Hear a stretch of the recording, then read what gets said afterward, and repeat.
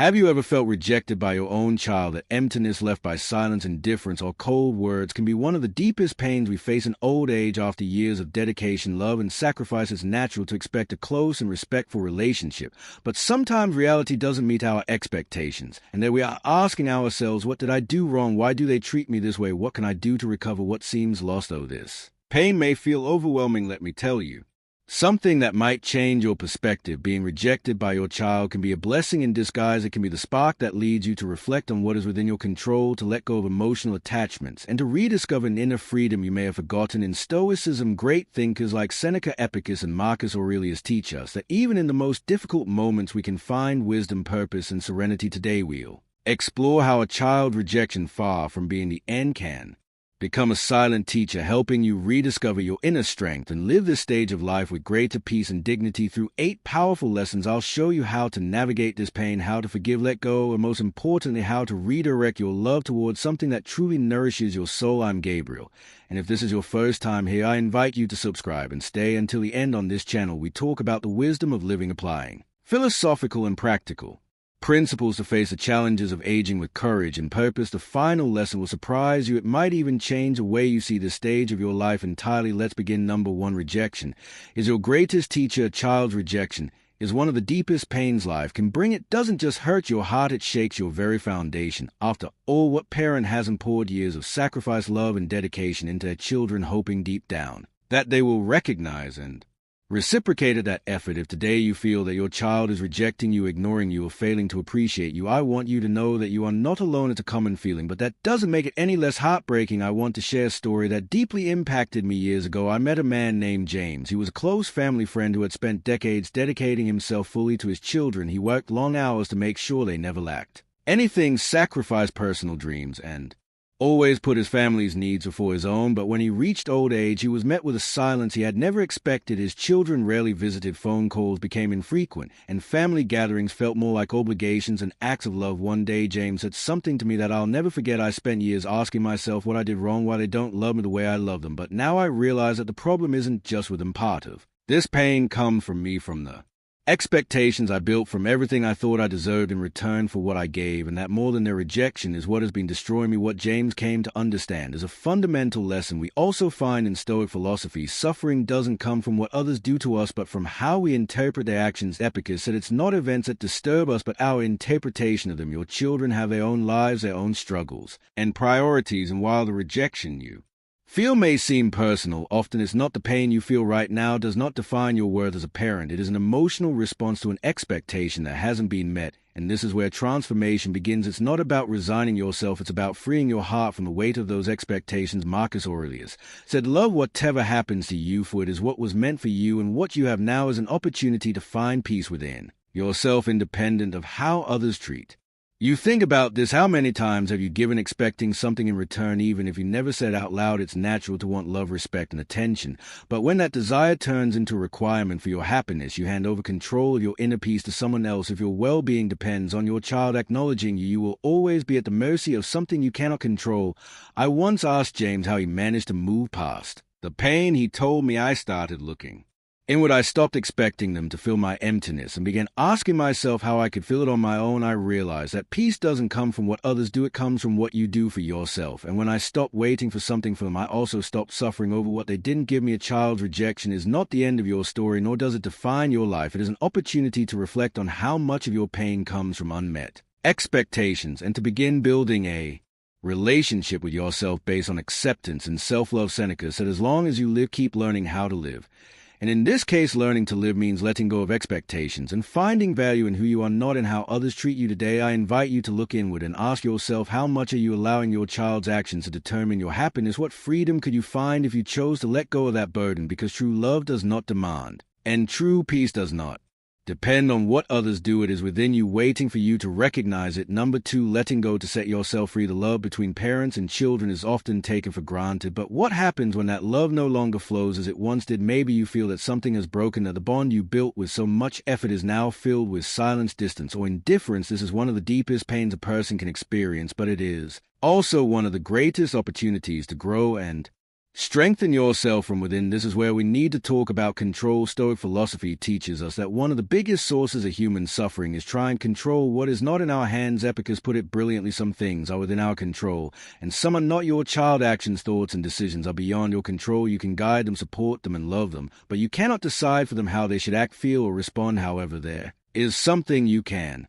control: your perspective. Many times a child rejection or distance feels like a personal attack, but it rarely is. Adult children carry their own burdens, work, stress, emotional struggles, relationship issues, or even wounds they have never shared with you. Sometimes what looks like rejection has nothing to do with you and everything to do with their inability to handle their own inner conflict. Imagine for a moment a mountain. Storms pass, winds howl, but the mountain remains. This is what Stoicism teaches us to be: that mountain, steady and calm no matter what emotional storms others bring. It doesn't mean ignoring your pain, but rather facing it with the understanding that your strength does not depend on how others treat you, but on how you choose to respond. To develop this perspective, there is one powerful tool: compassion. It's easy to see rejection as ingratitude, but often there are invisible stories behind our children's actions. Maybe your child doesn't know how to express what they feel. Maybe they are so consumed by their own struggles that they have forgotten how important you are in their life. By practicing compassion, you allow yourself to see beyond your wounds and consider that their rejection may not be cruelty, but rather confusion or unspoken pain. Marcus Aurelius said, "When you arise in the morning, think of what a privilege it is to be alive, to breathe, to think, to enjoy, to love." This may seem simple, but it holds great power. Even if your child rejects you, you still have the privilege of loving them even from a distance. Love does not always require immediate reciprocity. Sometimes it is an act of generosity toward life itself. Another key to navigating rejection is remembering that everything changes. Heraclitus, another great thinker, said, "No one steps in the same river twice. Life is in constant motion, and relationships, even the most difficult ones, are always evolving. What seems like an unbridgeable gap today may transform over time, but that transformation begins with you. By working on your inner peace, you not only free yourself from emotional weight, but also create the conditions for a possible reconciliation in the future." So if you feel the weight of rejection, ask yourself, how can I take care of myself in this moment? The answer does not lie in changing your child or waiting for them to act differently. It lies in returning to yourself, reclaiming your power, and remembering that your ability to love, to think, and to grow does not depend on anyone else. It is a privilege that is always in your hands. Number 3, the power of unconditional love. Unconditional love is one of the most powerful and challenging forces we can experience as parents. We feel at the moment our children enter the world a bond that transcends words, but when that love is not reciprocated, when rejection takes the place of the gratitude or closeness we hope for, holding on to it becomes a true test of character. And this is where Stoic teachings can guide us toward a deeper, more transformative way of loving. To love unconditionally means to let go of expectations. It means understanding that your child, while a part of you, is also an independent being with their own path, wounds, and choices. Seneca said, "True love is wishing the best for someone without expecting anything in return." This kind of love is not based on how you are treated or whether you are valued as you deserve. It does not demand or cling because it finds its essence in the act of loving itself, not in the response it receives. Facing rejection with unconditional love does not mean tolerating mistreatment or endless indifference. Rather, it is a way of freeing yourself from the emotional burden of wishing your child were different, of fighting against what you cannot control. Epic has taught that our emotions should not depend on the actions of others, but on how we choose to interpret those actions. Loving your child unconditionally does not mean justifying them. It means deciding that their rejection does not define your ability to love or your worth as a person. This kind of love transforms relationships because it creates a space of respect and understanding. It does not mean you approve of your child's behavior, but it does mean you choose not to respond with resentment or bitterness. When you love freely without expecting anything in return, you give your child a chance to see the strength of that love, to feel it as a refuge they can return to if they ever choose. The Stoic philosophy also reminds us that unconditional love is a reflection of our inner strength. Marcus Aurelius said, "The best revenge is to be unlike those who wrong you." In this context, it means that your child rejection should not lead you to respond in the same way. Loving unconditionally is not a sign of weakness. It is an act of courage. It is choosing the harder but more freeing path to stay true to your principles even when the world seems to be against you. Think of love as a river. When it flows freely, it finds its way, moves past obstacles, and nourishes everything it touches. But if we try to force it, stop it, or control it, it stagnates and loses its strength. Unconditional love is like that river. It does not stop for the rocks of rejection or the detours of differences. It keeps flowing not because it is unaware of pain, but because it understands that its purpose does not depend on what it encounters along the way. Accepting a child's rejection and responding with unconditional love does not mean the pain will disappear immediately, but it allows you to release that pain little by little so that it does not turn into resentment. As Buddhist philosopher Leighton said, True love has no hidden motives, it simply is, and when you choose this kind of love, you not only offer your child a refuge, but you also give yourself a peace that rejection cannot take away unconditioned. Love does not promise that your child will change nor that your relationship will be perfect, but it gives you the power to live with integrity, to remain true to yourself, and to find serenity even in the storm. In the end, unconditional love does not just transform the one who receives it transforms the one who gives it. It lifts you above the pain, connects you with your inner strength, and allows you to face rejection with dignity and grace. Number 4, don't let your ego control you. Pride, that inner voice that tells us we are right, that we were great parents, that we deserve gratitude and recognition, can be both a shield and a trap. When we feel rejected by our child, that wound can inflame our ego, making us think, how could they do this to me after everything I've done for them? But Stoicism invites us to look beyond pride and ask ourselves, is this feeling helping me heal, or is it pulling me deeper into pain? Seneca teaches us the greatest obstacle in life is self-centeredness, which locks us into our own perspective and prevents us from seeing things as they truly are. If we let pride dictate our reaction to rejection, we risk becoming prisoners of our own emotions, feeding a narrative in which we are the victims and our children the villains. But what if that narrative isn't the whole truth? Accepting that we may have made mistakes is not a sign of weakness, it is a sign of wisdom. Acknowledging that at some point we may not have listened enough, that we may have imposed our expectations, or that we may have unintentionally hurt our children with words or actions does not mean that the entire weight of the relationship falls on us. It means we are human, capable of reflection and growth, even at this stage of life. I saw this firsthand in a man named Robert, a family friend who felt rejected by his daughter for years. Every time he tried to reach out, she would avoid him or respond coldly. Wounded, he always thought, I was a good father, she's the one being unfair. But one day, in an honest conversation, his daughter said, Dad, I never felt like you really listened to me. You always thought you knew what was best for me, but you never gave me space to be myself. That revelation hit him hard, but it also opened his eyes. Robert had to confront his pride and recognize that although he had acted with good intentions, he had not always understood what his daughter truly needed. That moment of humility changed everything. The shift wasn't immediate or perfect, but by letting go of his ego and admitting he didn't always have all the answers, Robert created space for dialogue and reconciliation. This is a powerful reminder. When we stop clinging to our pride, we create room for relationships to evolve. Stoicism encourages us to detach from our own rigid judgments.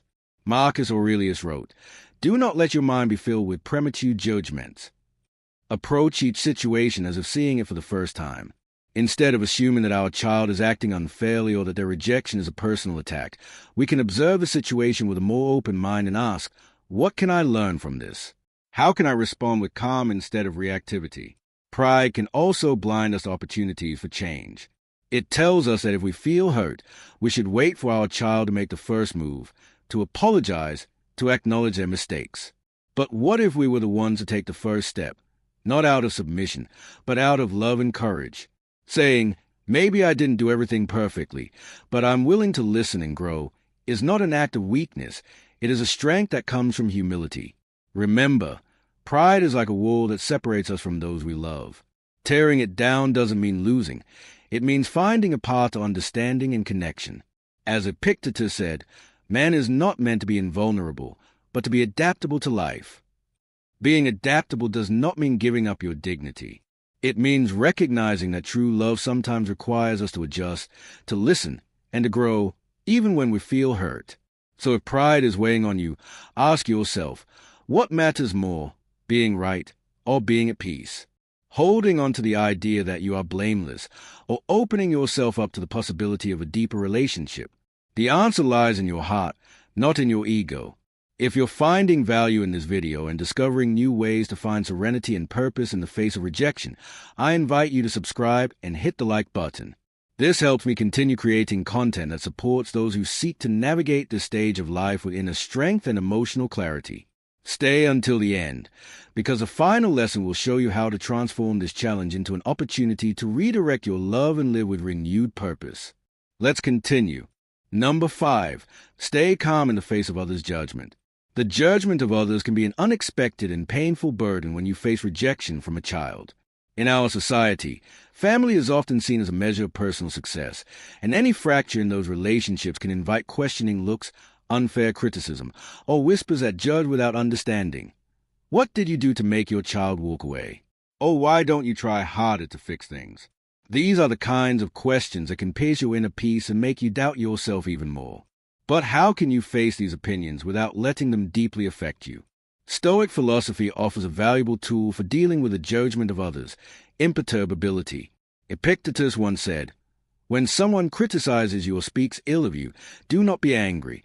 Simply reply, 'You do not know everything about me.'" This phrase is not just a shield against outside opinions. It is a reminder that the truth of your life is something only you fully understand. No one, not even those closest to you, can completely grasp the dynamics of your relationship with your child, your intentions, or the journey that has brought you to this point. Finding serenity in the face of judgment begins with a shift in perspective. Ask yourself, is it really worth spending my emotional energy on opinions that do not define me? Marcus Aurelius offers a powerful reflection. Do not let the opinions of others become your thoughts. If you allow external criticism to shape how you see yourself, you are giving control of your inner peace to people who have no right to determine your worth. This does not mean you should ignore all opinions, but rather that you should learn to filter them. Ask yourself, does this criticism come from someone who truly knows me, understands the full context of my situation, and speaks from a place of love and respect? If not, then their opinion does not deserve space in your mind or heart. Imagine your inner peace as a garden. The judgments and criticisms of others are like the wind, inevitable but passing. If you let every negative comment uproot your flowers or wither your fruits, you will never be able to enjoy what you have cultivated. But if you protect your garden with clear boundaries and a commitment to yourself, the wind can blow as hard as it wants without disturbing your serenity. That is imperturbability.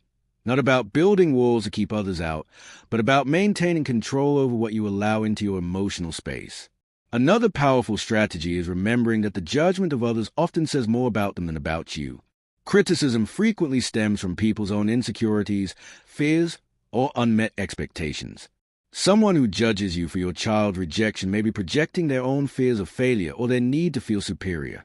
Understanding this can free you from taking their words personally. Additionally, responding to judgment with calmness is a way to educate those around you. When you do not react with anger or distress, but instead with dignity and composure, you send a clear message: my worth is not up for debate, and I do not need to justify myself to anyone. This act of quiet strength not only protects your inner peace, but also sets an example for others who may be facing similar struggles. Social pressure can also manifest as an internal voice, the one that says, "I failed as a mother," or "people must think I didn't do enough," or "what kind of father am I if my child rejects me?" But these voices are not yours. They are echoes of external expectations that have no place on your personal journey.